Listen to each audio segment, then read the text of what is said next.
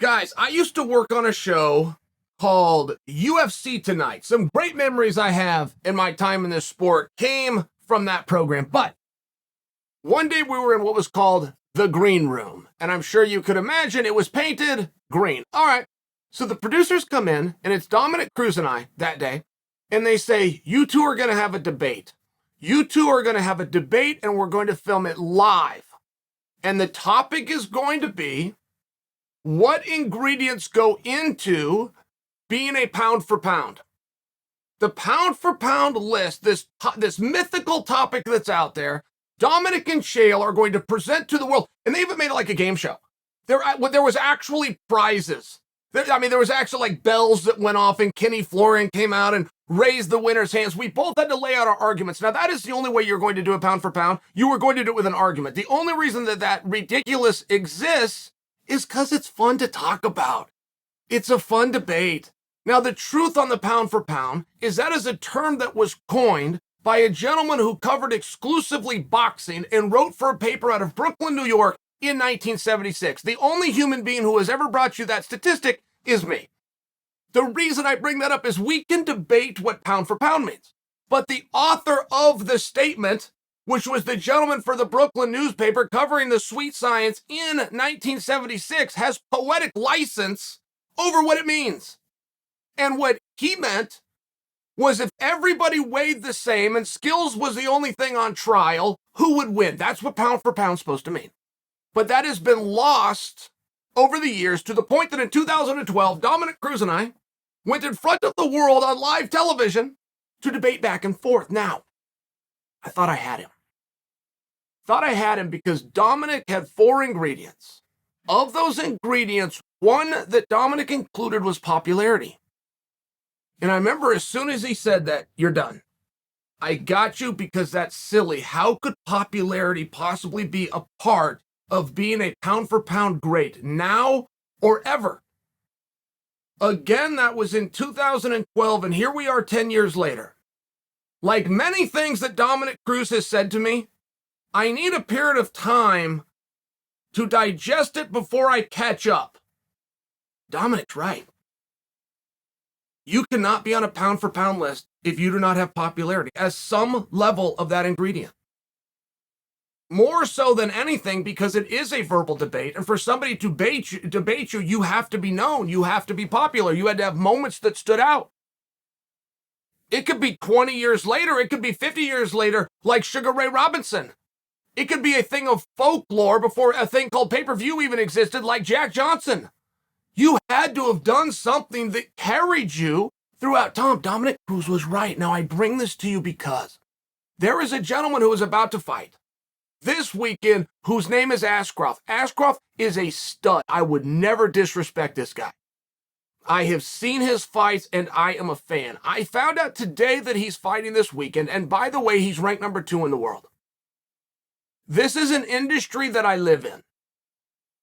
I would have lost any bet before the names come up if you came to me and said, Chael, I'm going to ask you the top 3 in any weight class. I'm going to throw a name at you, and you're going to have to know who it is. Tell me what he's ranked and tell me what weight class. I would take that deal all day because I thought I knew until I found out that Ashcroft is ranked number 2 in the world. I can't blame myself. I am not being a condescending jerk. I have followed his career. I have followed his fights. The mere fact that a number 2 ranked fighter, and I can stop you right there. It does not matter what weight class. The mere fact that he's up this weekend, and I found out today, the mere fact that the number 2 fighter in the world is jerking the curtain because I know he's not the main event. He's got guys that are ranked less than him only because nobody else on the card is ranked number 2. And the fact that he is not yelling from a bullhorn is a problem for him. Now he's taking on Kai France. Kai France is as close to a title fight as it gets. In that, Kai beat a world champion. That's what this sport says. You beat a former world champion, you get to fight for the world championship. Not to mention Kai France is handsome and he's well-spoken. Now, he doesn't say a lot. He doesn't do a great job of speaking up. But Kai France is the one that brought me to the focus that this fight is even happening when he made the statement, I hope that this is a contender's fight. I thought, why would this be a contender's fight? You've already beaten a former champion. And then I go and realize his opponent is currently ranked number 2. That's not my fault. But you see how this ties in with my original story about Dominic Cruz laying out what it takes, and Dominic included popularity. We don't like that. That's not fair. None of us like that. I did not want Dominic to be right. I fought him tooth and nail on live television. It has been 10 years. I still can't win that argument. Dominic's right. If anybody has the right to an opinion, it's Dominic Cruz. Multiple-time world champion at the same weight class, spanning over generations of fighters in 2 different organizations. If anybody has the right, it's Dominic Cruz. You know, guys, I got to interview Layla Ali. Worked with Layla on a television show, and she came up and did my podcast. I very much enjoyed it, but I only remember one thing. You guys can relate. You talked to somebody 5 years ago, right? No disrespect, but I only remember one thing she said. She was talking to me about her boxing career and her only regret. She said that this is the daughter of Muhammad Ali, who was an undefeated world champion, told me she had one regret, which was that she did not go through the Olympic Games. Her reasoning is what I remember to this day. It was not to have an Olympic experience. It was not to be an Olympic champion. She was pointing out to me the lack of competitive architecture that exists in the world of boxing.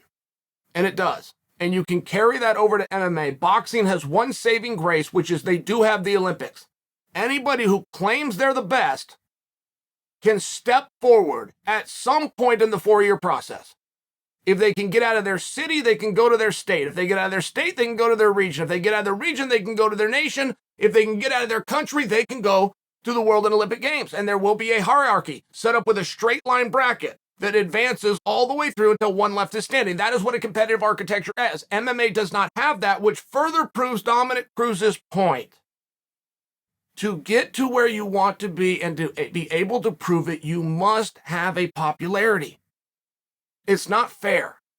And I'm not accusing Ashcroft of being the nerdy kid. The guy's a stud. I happen to know who he is. I did not know that he was ranked number 2. That's not my fault. It's his. I did not know that he was fighting this weekend. That's not my fault. It's his. I did not know that he was opening the card for 2 guys who are neither one of them is higher ranked. The day I became pissed off in this sport, and I walked around with a chip on my shoulder. I don't have it anymore. But it's what I used to drive me. The work of MMA, I'd wake up every day depressed. I would be in bed when that alarm went off and know what I had to do before I could get back into bed. It was literally depressing. It was so incredibly difficult. From the morning workout to a quick recovery, I drive straight to Gresham to Team Quest. On my way home, exhausted, I would stop at Clackamas Community College. I would do their full workout. I would get home. My wife would drive me to practice and kick me out of the car at a stoplight, and I had to run all the way to practice where I went with Clayton, which led into sparring, of which it was exhausting. It was so hard. But I got through it because I had an anger. And I had anger somewhere inside that I wasn't getting my due. Now, every fighter can relate to that. There's no poor me for Chael. It was a very tough spot, but it's a spot that everybody is in. At some point in their career, everybody is in it. You want to get your due, and you want to be able to get recognized. I was going on to a card. I had Machida and Shogun was the main event. So I got to open for them. That's a problem for me. And later in my career, I matched head-to-head with those guys in main events. I should have been doing it then. Not only was I not the main event that night, I wasn't the supporting act. Not only was I not the supporting act, I was not on the main card. Not only was I not on the main card, I was the 3rd fight of the night. That pissed me off. I'm walking into the Staples Center in front of a whole crowd filled with people dressed as empty seats. I'm not going to be televised. I can't get anything in sponsorship. Should I add for you? I'm ranked number 9 in the world. Should I also add for you, my opponent, Yushin Okami, that night was ranked number 2 in the world. There was no other fight of that night, anywhere on that card, anywhere, where you had 2 top-ranked guys squaring off. The only fight that had 2 top 10 guys facing each other was ours, and we're not going televised. And I remember how insulted I was by this. I remember being infuriated.